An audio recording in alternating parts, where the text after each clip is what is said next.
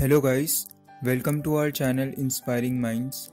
Today's question comes from Drasti and he is asking me how to answer NEET MCQs like a pro. Hello Drasti, if you're watching this video, first we need to understand that multiple choice questions are staple of our education system. So it's vital that you have a good strategy for answering NEET multiple choice questions. In this video, I am going to show you the 4-step process to answer any NEET multiple choice question like you are getting paid to do it. So first, we should know what MCQ question is asking. This is an easy and understandable first step, but it's one many students miss. It's probably the biggest struggle students have with multiple choice questions. There are two ways to bomb a test. First, you can fail to prepare. As the old saying goes, failing to prepare is preparing to fail. If you need to study, and we don't just mean spending time. Preparation means spending enough time studying, and it means studying the right way in that time. Make sure your study sessions are effective. Second way to bomb a test is carelessness. This may be a reason for more missed MCQs than unpreparedness. You have to know what you are being asked before you can give the right answer. Don't get fooled into thinking you are asked something that you aren't. If you give the right answer to the wrong question, it's still wrong. Here are some of the things to look for to make sure you are answering the right multiple choice question. Look for the phrase which is not. It is also possible to have questions with more than one possible answer. So look for all of the above as an answer, none of the above as an answer, all of the following except. Make sure you pay attention to these common tricky multiple choice questions. Next, evaluate each answer to the multiple choice question. After you have correctly identified the right type of question, you always want to do quick evaluation of the answer. Often the types of answer given will suggest you which is right. If you are surprised by the answer given, you want to double check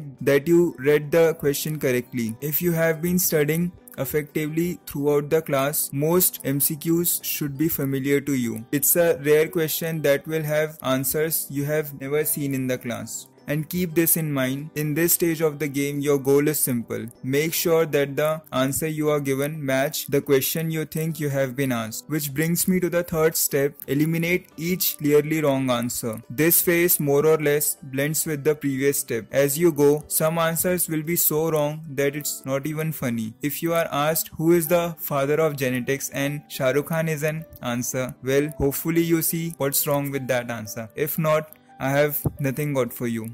Often this phase of the process will eliminate all but one answer. At that point, by simple process of elimination, you have answered the multiple choice question. Which brings us to our fourth step. If all else fails, guess like a street magician. But sometimes you still have 2 answers left, or maybe 3 or maybe 4. Our guesses are a special kind of guess. We don't just blindly pick C because it's the most common response. Let's call it guessing like a street magician. These are the guys who seem to know your whole family history based just on the fact that you are wearing a watch on your left hand and your shirt is red color. They don't really know who you are. They just make some educated guesses based on the connections. That's the key, guys.